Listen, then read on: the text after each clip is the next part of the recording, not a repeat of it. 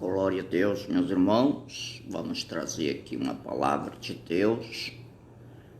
Nós vamos trazer a partir de Atos dos Apóstolos, capítulo 21, dando sequência ao livro, aonde nós vamos ver aqui que Paulo está saindo para Tiro, né? Ele parte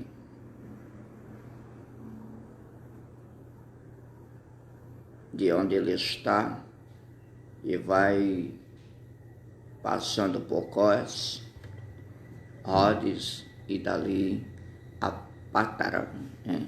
Então, a cidade onde ele chega aqui, Pátara. Depois ele pega um navio e segue para a Fenícia. Embarcando nele, segue viagem. Em determinado momento, ele chega à cidade de Tiro, aonde o navio foi descarregado. Você veja qual é aqui a situação de Paulo, né? Ele vai entregue à obra missionária aqui da cidade de Pátara para Tiro. Ele viajou 600 quilômetros, 4 dias aproximadamente, uma viagem rápida, acelerada. Ele vai fazendo a obra do Senhor.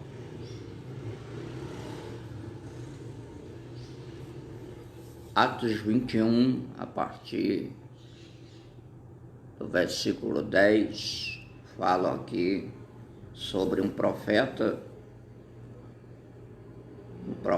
da Judéia, chamado Agapo, que profetizou para Paulo a respeito de que o Espírito Santo revelara.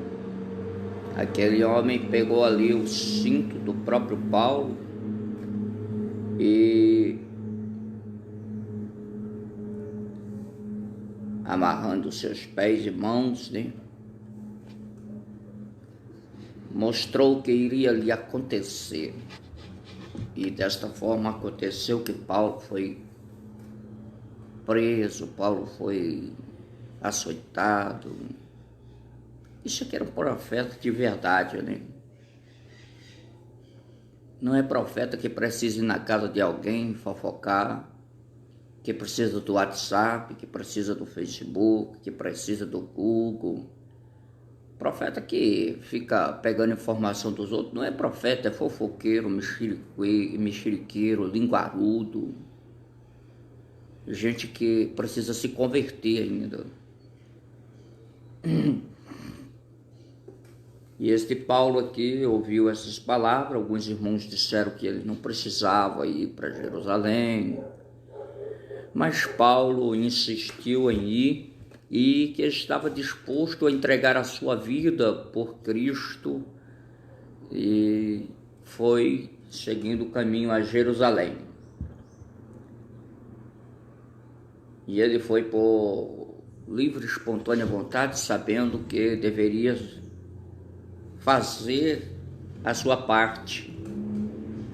A obra de Deus estava sendo realizada, né? Esses pastorezinhos de hoje só querem ser pastor daquelas 4 paredes luxuosas, confortáveis, carrões, altares com cadeiras especiais, caríssimas. Por aí assim, né? E eles se justificam, né, que a obra de Deus. E eles são tão endemoniados que eles não têm respeito pelas outras pessoas. Eles não têm respeito, eles se tornaram adversário dos profetas verdadeiros, se tornaram adversário dos pregadores da verdade. Pastor endemoniado, ele nem te apresenta, pastor endemoniado, pastor que tem Satanás, porque a palavra adversário na Bíblia é Satanás. Ele não aceita a pregação do Evangelho quando nós falamos nos podres deles, eles não convidam mais você, porque nós pregamos a verdade, e onde tem a verdade revela os erros, os pecados dos grandões, pastores, igrejas grandes, confortáveis, ar-condicionado. E como não tem Espírito Santo, eles precisam de uma banda para fazer muita zoada, para chamar atenção. Como não tem Espírito Santo, aí fica aquele culto técnico, aquele pregador vazio que fica lá na frente, contratado para só falar o que eles querem, né? E Deus não se agrada disso. Deus vai levantar uma nova geração de pastores e de pregadores que tem um caráter para fazer a obra de Deus.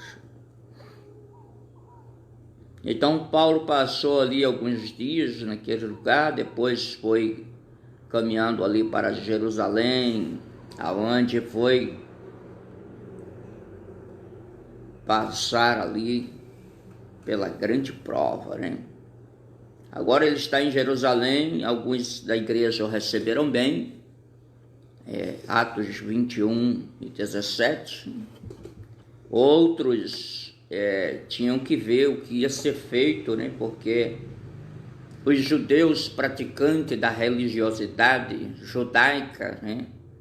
Que eu volto a dizer, pare de pregar judaísmo na igreja, nós não somos judeus, nós somos cristãos, tá? Pare de pregar costumes e vida judaica lá no super congresso, eu vou ser claro, lá em Camboriú. Pare de pregar judaísmo, pregue a Bíblia, pregue o Evangelho de nosso Senhor Jesus Cristo, o judaísmo não. Tem outros congressos aí pequenos em outras cidades que também estão dando em levar pregadores que só pregam judaísmo, e nós não somos judeus. Nós não precisamos estar pregando a lei de Moisés. Nós vamos ver aqui que Paulo está em Jerusalém e ele vai passar por um processo bem interessante, que o alvoroço vai começar ali por parte dos judeus religiosos. Eles vêm acusar Paulo de que ele está profanando o templo, levando gentios, de que ele está pregando um Jesus que morreu, porque os judeus não acreditam na ressurreição de Jesus, principalmente se faziam parte naquela época dos saduceus, né? E nós vamos ver que eles queriam matar, eles espancaram a Paulo, Atos 21 e 32, Paulo ali foi acorrentado, e começou aquela discussão aonde foi necessário Paulo ser levado ali para uma prisão. O homem que ele levava preso, no versículo 38, ele pergunta se Paulo, em 37 ele pergunta se Paulo sabe falar grego para falar ao povo. E pergunta se Paulo é algum dos sacários. O que eram sacários? Sacários eram pessoas terroristas que usavam um punhal para matar, né? No ano 54 depois de Cristo, né? Um egípcio e 4.000 pessoas no Monte das Oliveiras prometeram que os muros de Jerusalém cairiam, né? Desabariam. Aqui diz 4.000 no texto aqui.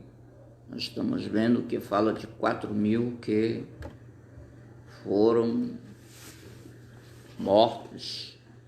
Mas Flávio Joséfo diz que foi 30.000, né? E de sorte que eles imaginavam que Paulo fosse aquele homem que prenderam uns, mataram outros, mas o chefe fugiu. E eles imaginavam que Paulo fosse esse fugitivo, né? mas na verdade não era. Paulo era natural de Tarso. Então, eles agora já tinham uma situação diferente para resolver, porque Paulo foi ser acusado ali, ele foi levado pelas escadas para cima, para a torre de Antônia, mas as escadas elas eram duas escadas do norte e oeste do templo. A torre de Antônia foi construída por Herodes o Grande e se comunicava com os átrios exteriores do templo, né? Isso aqui, Paulo está subindo por uma dessas escadas, foi tirado ali do templo para que realmente não morresse ali por causa dos religiosos, né? E hoje toda denominação é uma religião que procura acusar as pessoas. A maioria das denominações não pregam o amor que Deus teve por nós lá em João 3,16. Eles não pregam amor.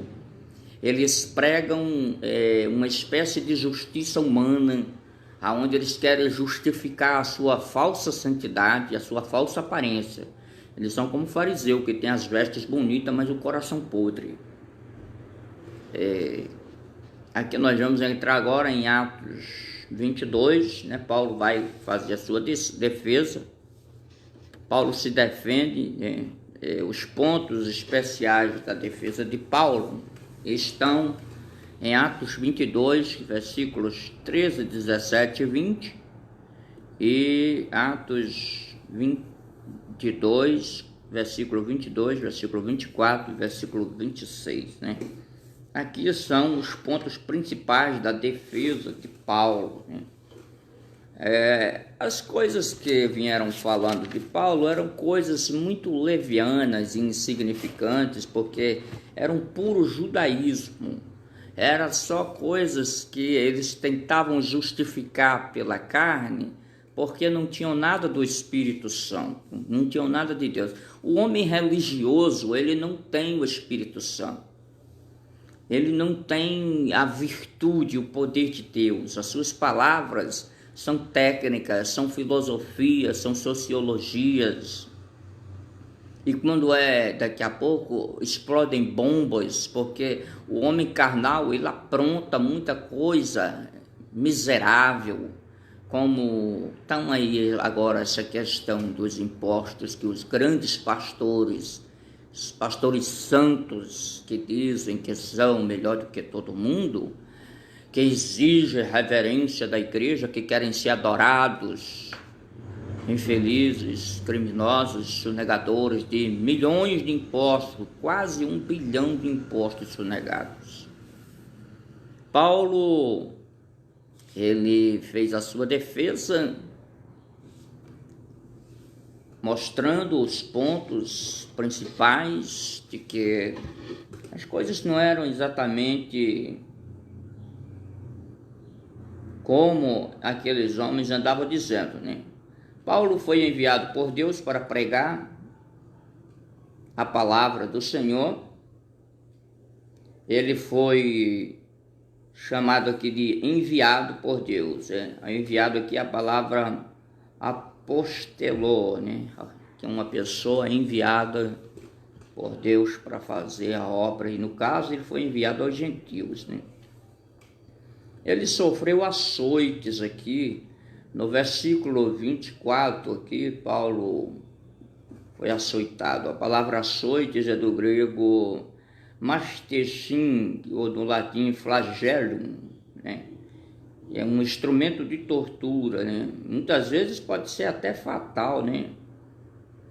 É que eles batem para descobrir a verdade, para aquele criminoso dizer a verdade. Porque Paulo estava sendo acusado nos graus mais altos da acusação da lei judaica, né? Profanação do templo, né?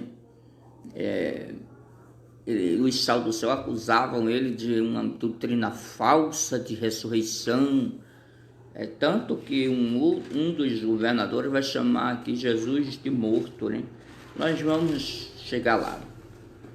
Nós vemos então que a defesa de Paulo foi muito bem produzida por ele mesmo, porém os homens carnais nada entendem. Entramos no capítulo de número 23, Paulo está perante o Sinédrio, né? Aqui quem está na liderança mais forte neste momento é um sumo sacerdote, né? Paulo, ele andava diante de Deus com boa consciência, era um homem santo, era um homem exemplar diante de Deus na obra do Senhor. Mas aí vem aqui um sumo sacerdote, Ananias, né? Era um homem cruel e mandou bater aqui na cara, no rosto, na face de Paulo, né? Embora esse Ananias não tenha tido o prazer de ver a morte de Paulo, porque Paulo foi morto no ano 66, né? Em Roma. Ele foi decapitado lá em Roma. Mas Paulo falou que aquele homem era uma parede branqueada, né? Um sacerdote aqui, ele vai ouvir da boca de Paulo, usado por Deus, que ele é, como Jesus já tinha pregado, um túmulo branco, cheio de ossos de defunto. Aqui Paulo chama de parede branqueada. Você veja a gravidade, porque muitas vezes autoridades aqui que eram para ser a favor do evangelho estavam contra. Autoridades evangélicas, ou melhor, autoridades religiosas estavam contra o evangelho. Esse sumo sacerdote Ananias era contra o evangelho, né? Ananias foi sumo sacerdote desde o ano 47, depois de Cristo, né? Tornou-se notório pela capacidade de crueldade, e aí nós vamos perceber quanto era arriscado para Paulo enfrentar aquela situação. Nós vemos que é terrível, né? Houve ali uma vozeria, houve ali os homens chegaram a uma certa conclusão, né? Qual é a conclusão que eles chegaram? Versículos 4 a 9, eles disseram: não, olha, vocês estão até acusando esse homem, mas o que nós vemos é que não há uma acusação séria que possa colocá-los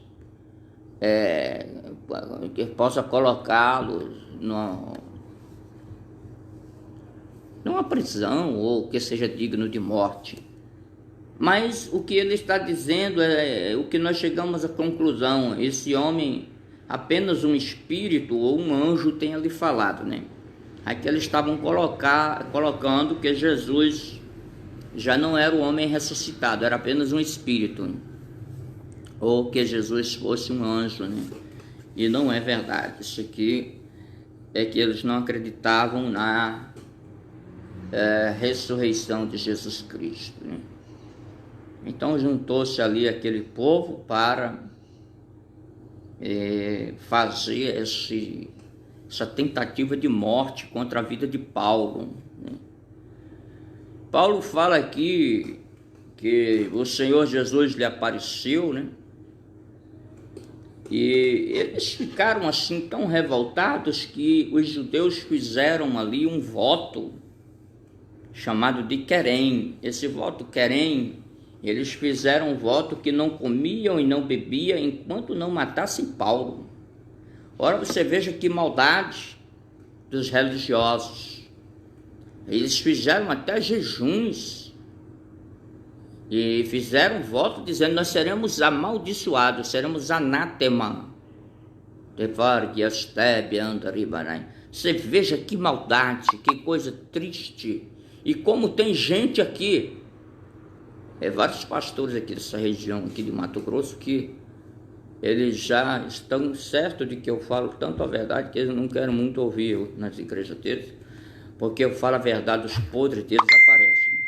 Que eles só têm credencial e só têm a igreja, só são pastores da igreja que eles mesmo inventaram. Pastores fracos, né? E muitos deles não se converteram ainda, a ponto de não aceitar expulsar demônio, de não aceitar as pessoas vomitar macumba, a ponto de não aceitarem que Deus cura os enfermos, a ponto de não acreditarem no Espírito Santo que batiza com evidência em línguas. Tem muito pastor carnal nessa região aqui, que se chama região de Barra do Garça, muito pastor endemoniado precisando de libertação. E olha que os que nós oramos, Deus libertou. E os que ficou aqui, que não aceitaram oração, andam por aí endemoniados e espalhando papéis, espalhando fofocas em WhatsApp, Facebook, homem profundamente endemoniado, precisando de libertação mesmo.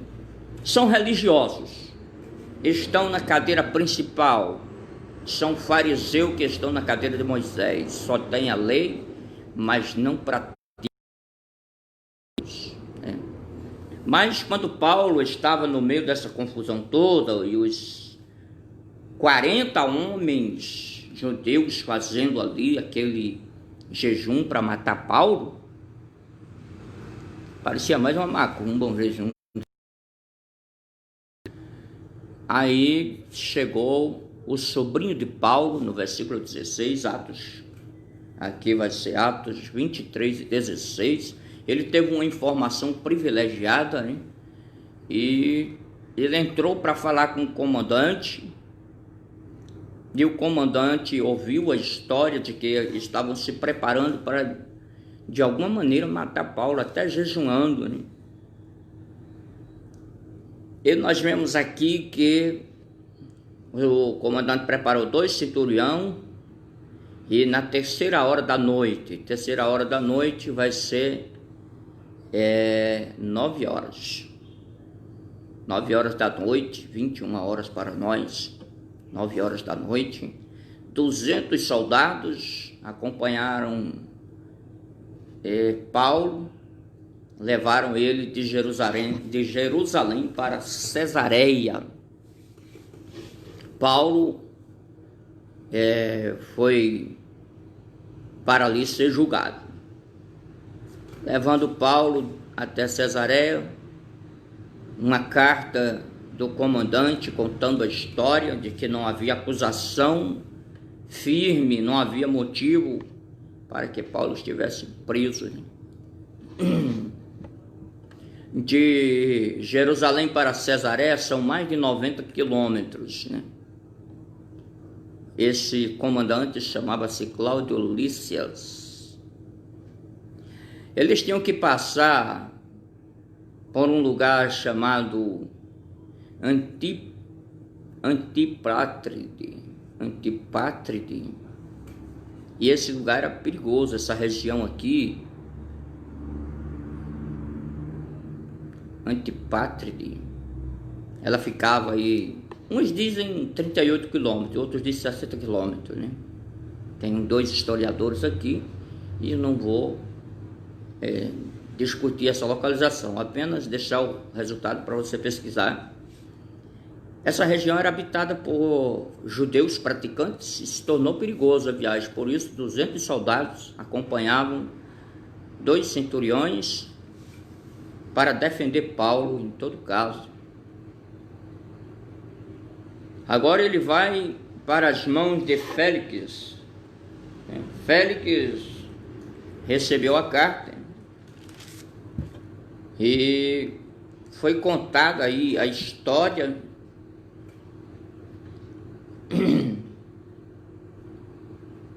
de como Paulo estava sendo acusado, né? Félix era governador, foi 5 anos governador da Judéia. 2 anos antes foi destinado a Samaria. Faltavam 2 anos para deixar seu posto, né? Ele foi deposto porque ele fez algo que não agradava aqui a situação. Ele mandou que suas tropas saqueassem alguns casas dos judeus, né? Esse Félix, ele nasceu escravo, né? Mas um irmão dele, chamado Palas, era favorito de Nero, e por sua influência, Félix foi em primeiro lugar, liberto e depois foi feito governador. Ele exercia privilégios de rei, mas com o espírito de escravo, né?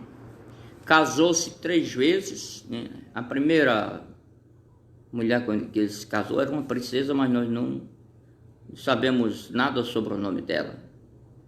A segunda era neta de Antônia e Cleópatra. E a terceira mulher era Drusila, a filha de Herodes Agripa I.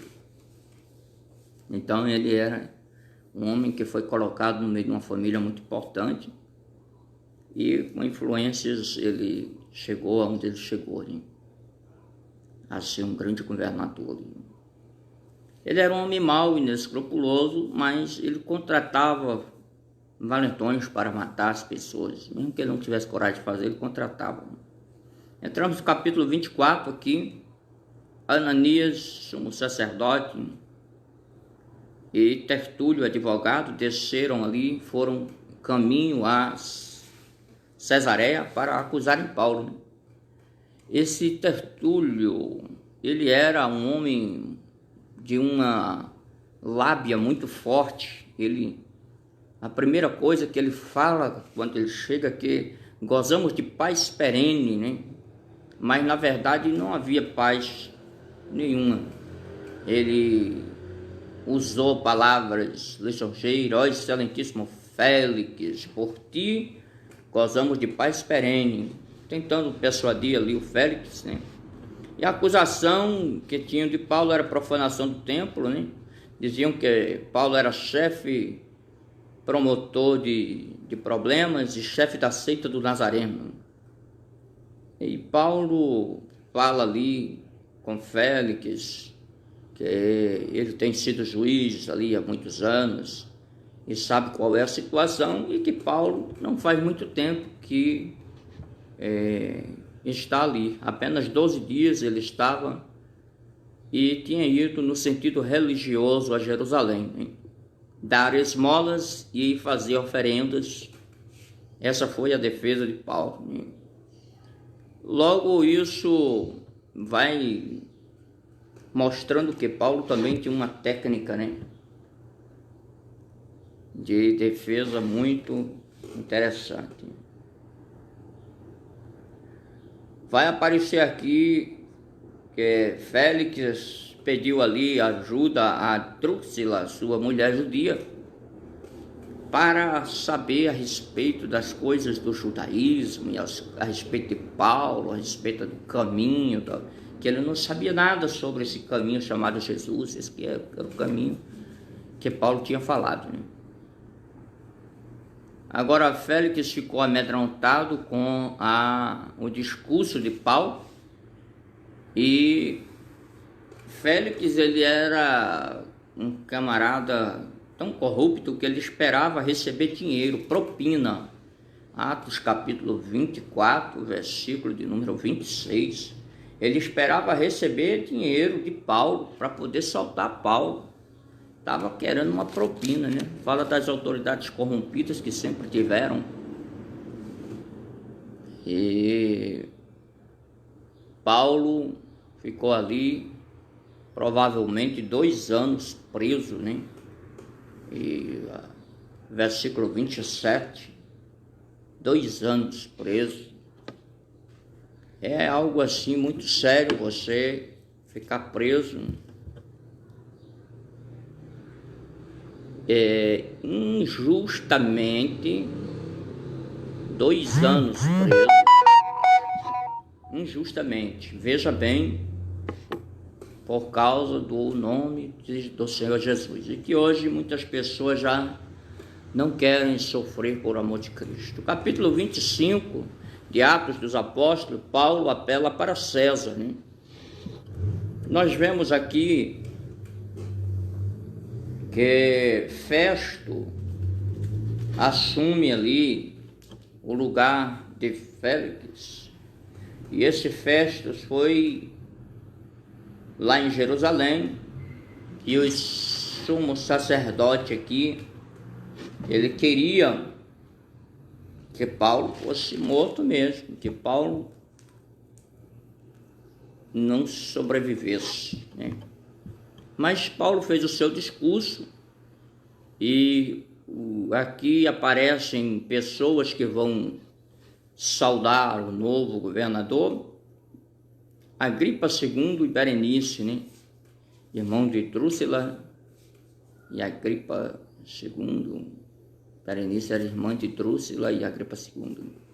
Vieram aqui para saudar o novo governador, Festo, e ouviram ali a pregação pela boca de Paulo. E esse Festo disse: eu não vi nenhuma acusação digna de morte. E como na lei romana eles tinham que fazer um relatório dizendo qual era a acusação do preso para que ele morresse, fosse condenado, etc., Festo estava demorando a mandar Paulo para Roma porque não tinha o que colocar no relatório, não tinha nada de concreto, era só acusações vazias baseadas na religião judaica. Quando chegou o momento em que agora Agripa vem ouvir Paulo, ele estende as mãos. Certamente, antigamente era um juramento, né? Todos que vão perante uma audiência, perante autoridades, tem que fazer um juramento. Alguém diz de lá assim: você jura dizer a verdade, somente a verdade, nada além da verdade? E a pessoa, com a sua mão direita levantada, ele diz sim. Que foi esse aqui que está dizendo que Paulo estendeu a mão, e depois de estender a mão, começou a fazer a sua defesa, né? São detalhes da mensagem para quem prega, pegar aqui uma basezinha para melhorar. Então, esse estender as mãos aqui significa que ele fez o juramento antes de começar o seu discurso de defesa ali perante o rei Agripa agora, né? Então, o ponto principal da acusação era a ressurreição dos mortos, porque ele havia dito aqui, Festo disse que Jesus era um certo morto, mas Paulo pregava a ressurreição de Jesus, e aí é que dava confusão, porque os saduceus não acreditavam na ressurreição e virou, assim, algo difícil de resolver entre os homens, né? Paulo foi chamado para servir, Atos 26, versículos 12 a 18, né? Para ser ministro e testemunha de Jesus, né? Então Paulo está indo lá fazer a obra do Senhor e ele vai, muitas vezes ali, teve a aparição de Jesus para Paulo. Isso é muito importante. Nos versículos 19 a 23, Paulo diz que não foi desobediente à visão. Isso aqui também faz parte da obra de Deus, não ser desobediente. Eu viajei o Brasil inteiro porque aos 16, 17 anos, por aí assim, eu estava sentado num conjunto de jovens quando Deus falou comigo que eu iria viajar o Brasil inteiro. Ele me mostrou o mapa do Brasil, cheio de um capim verde na época, e muitas rodovias entre aqueles capins, e o Senhor falou comigo fortemente, dizendo: você vai andar por todas essas rodovias. E eu já viajei o Brasil, 16 estados, né, pregando evangelhos, vivendo pela fé, comendo quando Deus toca no coração de alguém para colocar uma oferta, para me ajudar. Nunca cobrei nada da igreja, como tem super pregadores que cobram 3 mil, 5 mil, 10 mil. Tomei conta de igreja, foi uma experiência maravilhosa em Rondônia. Não tive salário para tomar conta da igreja. Fiz a obra do Senhor de forma que o nome de Deus está sendo glorificado. Muitos foram salvos na pessoa de Jesus Cristo, obedeceram a palavra. Muitos foram libertos, vomitaram macumba. Muitos foram curados. As revelações foram se cumprindo literalmente. Eu tenho aqui muitos testemunhos de irmãos e irmãs que já este mês mandaram Ah, pastor, eu dei uma pequena oferta, eu dei uma ajuda, eu contribuí, né? Porque nós temos despesas, naturalmente, né? Onde eu não estou morando debaixo da ponte, eu estou morando numa casa, então não é minha, eu tenho que pagar. Eu acendo uma luz, tenho que pagar a energia. O mês passado o papel de energia foi R$120. A gente tem que usar a internet, móvel ou internet fixa, qualquer que seja dela, tem que pagar. Aí vem o crédito, às vezes mensal, às vezes semanal, e essas são as nossas despesas. Aí vem roupa, vem calçado, vem alimentação, e vem esse maravilhoso óculos, né, que a gente tem que usar. Sem ele eu não consigo ler a palavra, sem ele eu não consigo ver para... Mas já está até vencido, né? Mas como é que eu vou comprar? A consulta médica é R$200, o óculos é quase 500, aí já vai 600 e 700, é quase R$700 por aí assim. E como é que eu vou fazer tudo isso, né? Tem um deslocamento de uma cidade para outra para a gente ir, e eu vivo pela fé, né? Então, quando a gente vê assim, a gente pregando o evangelho, não presta atenção. Principalmente que quando eu estou aqui com a Bíblia, estou aqui com um caderno de anotações aqui teológicas, e o que é que acontece? Para ler eu tenho que colocar o meu óculosinho, em torno de 600, 700 reais que eu vou ter que arranjar. Como sabe Deus, né? Que Deus toca no coração de alguém por aí.